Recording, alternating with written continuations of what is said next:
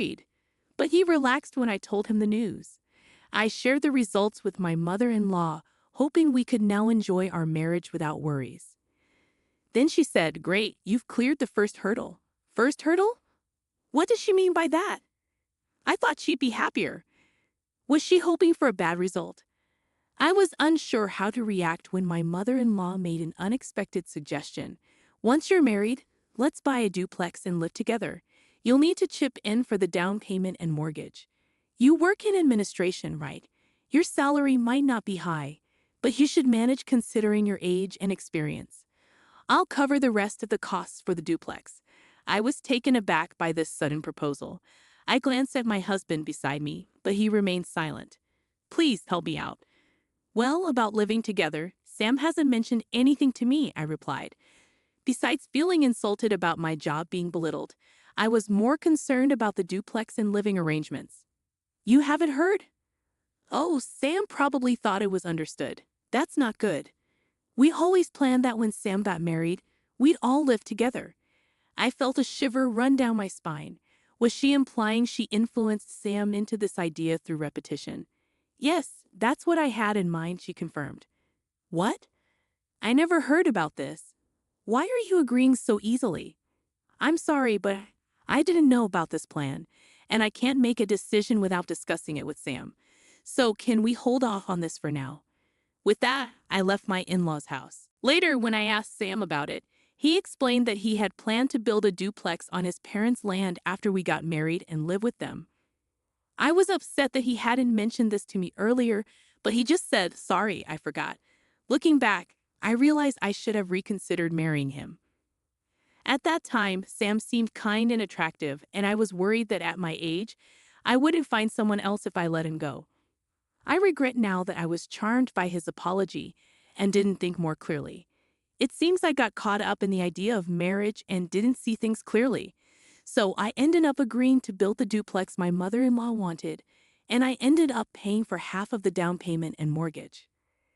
6 months after we got married, I found out I was pregnant. To be safe, I didn't tell my in-laws until things seemed stable. I was worried something might go wrong.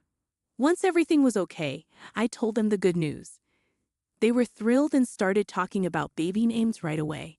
They were hoping for a boy, but we didn't know the gender yet, so it's still a surprise.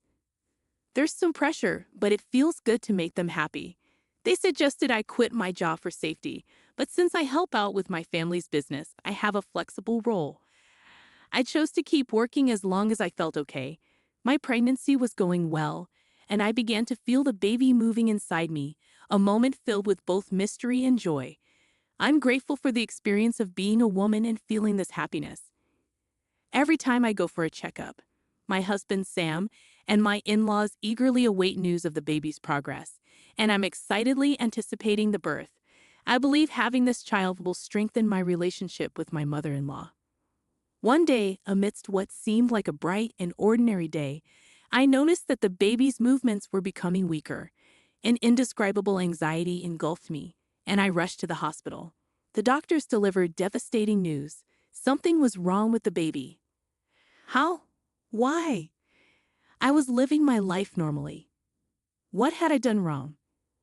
Fears of the unknown gripped me as I was admitted to the hospital immediately.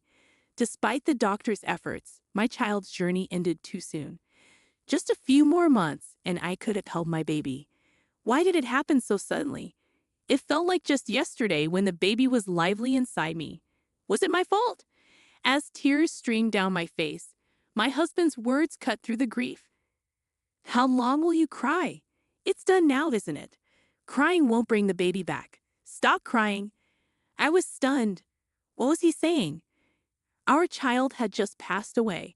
Although taken aback by this unfamiliar coldness from Sam, my shattered state of mind left me unable to respond. The day I was discharged from the hospital arrived, but Sam didn't come to pick me up. Putting on a brave face, I reassured the concerned nurses that I'd manage fine on my own. Arriving home in a taxi, I was met by Sam, my mother-in-law, and a stranger. "Welcome back. It's unfortunate, isn't it?" my mother-in-law said with an odd smile. "Yes," I replied, taking a seat on the living room couch as directed. The seating arrangement felt strange, with my mother-in-law and the stranger sitting across from me, and Sam beside them, showing no signs of comfort or eye contact. Then my mother-in-law spoke up. "We've discussed this with Sam. Since you can't have children anymore, we don't need a daughter-in-law who can't provide in here, so we've arranged for this girl to marry Sam." I was stunned by her words.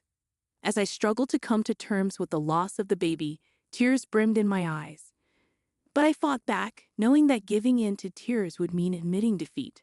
Unable to lift my gaze, I kept my head bowed. Despite my despair, my mother-in-law pressed on mercilessly. "Well, if you're suggesting you'll support the family financially instead of having children, we might consider letting you stay. But can you really provide for us if they leave you behind?" I was bewildered by their conversation. Instinctively, I looked to my husband for support, but he avoided my eyes. Beside him, a woman who looked triumphant stared back at me. I recognized her as Sam's childhood friend, introduced to me at our wedding. Seeing my husband's reluctance to meet my gaze, I realized he wasn't on my side. A chilling realization washed over me, sharpening my senses. While I was in the hospital, it seems they made their plans. They want to kick me out, the woman who can't have children, and bring in a younger wife to have in here. If I stay, I'll only suffer more.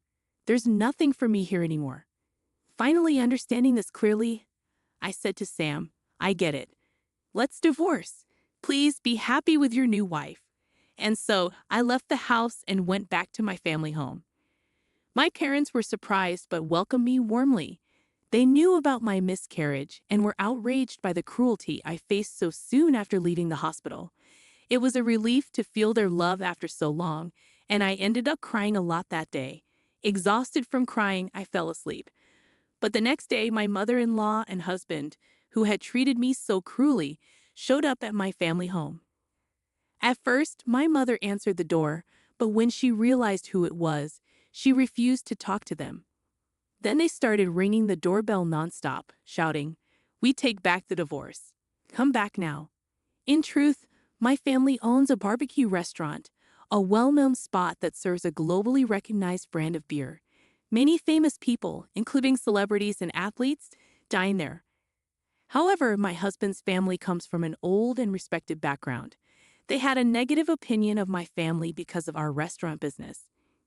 They held on to old-fashioned beliefs that restaurants were shady and that our family background was lacking.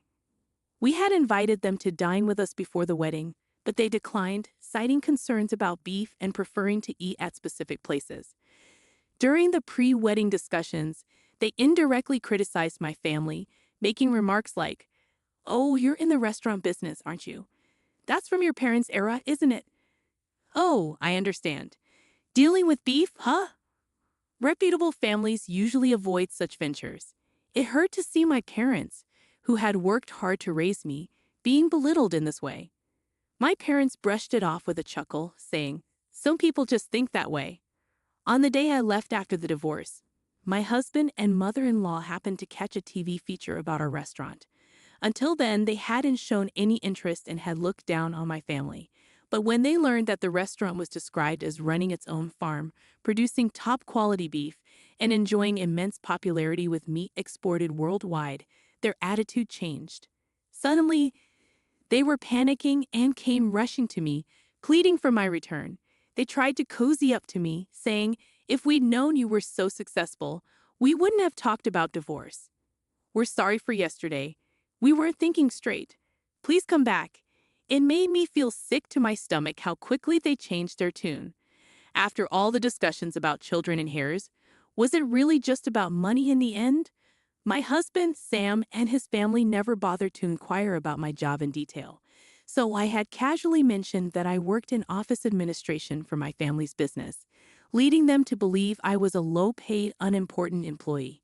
It seems they assumed that if they asked me to contribute to the house's down payment and mortgage, I'd give up on the marriage. The truth is, I actually oversee the meat export division of my parents' company, earning a substantial income for an office worker. Thankfully, I had saved up a good amount of money due to marrying later in life, which allowed me to meet their financial demands.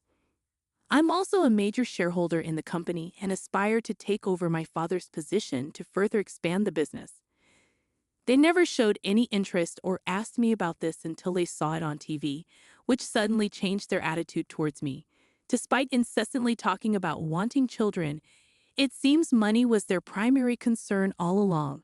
I'm utterly disappointed by their superficiality. After silently observing the situation, my father finally lost his temper and kicked Sam and his parents out. "Thank you, Dad. You saved me," I said gratefully. Still simmering with anger, my father began drinking and cursing at them. He wanted me to explain everything that happened before the marriage, holding nothing back, believing I shouldn't handle this alone. My father immediately contacted a lawyer he knew, seeking damages for my unjust eviction. We also demanded reimbursement for the housing funds I provided during our time living together. The claim was acknowledged, and I was awarded a refund for the expenses I covered. However, Sam alone couldn't repay the loan I had taken out, so they had to sell their family home. Despite being a luxurious house on rural property, it still had a substantial mortgage remaining even after the sale. Moreover, the house was filled with Sam's mother's eccentricities, making finding a buyer willing to accept it as difficult, which could delay the sale. Luckily, they were able to sell some of their separately owned land, allowing me to recoup my money first, which was a relief. At this point, I was grateful to have married into a landlord's family. Sam and his parents were forced to leave their beloved two-family home and now seemed to be struggling in a rented apartment, trying to repay their loan. Oh, and as for the woman who was considering marrying Sam, she was only interested because she thought she'd live in a big house and that his family was wealthy. But as soon as she found out they were going to lose the house and still be in debt, she disappeared.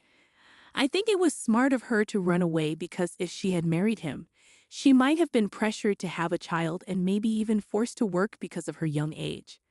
This area is still pretty rural, so news spreads quickly.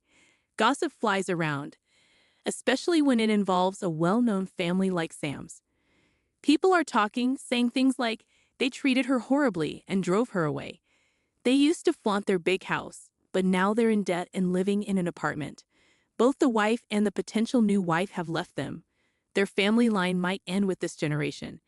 It's surprising how accurate the rumors are and makes you wonder who's been watching all this unfold. The power of a rural network is something else. It seems like my controlling mother-in-law, who used to act like she owned the place, is now sneaking around even when she's just out shopping, worried about what people will say. My parents reminded me, "We warned you about marrying into a family that would demand pregnancy tests before marriage, didn't we?" And brushed off the situation. They tried to console me in their own way, saying, "Olivia just rushed into marriage a bit. Don't worry about it. It's okay if you stay home for now." They show their care in their own unique way. Despite the challenges we faced, like being evicted and going to court, I can sense their happiness at having their daughter back home. I'm grateful for their warmth and support. It feels like I've woken up from a bad dream about my married life, and now I'm free. Although I have a divorce behind me, I'm still in my 30s and haven't given up on marriage. Once things settle down, I plan to focus on finding a new partner. But for now, maybe I should dedicate more time to doing good things for my parents.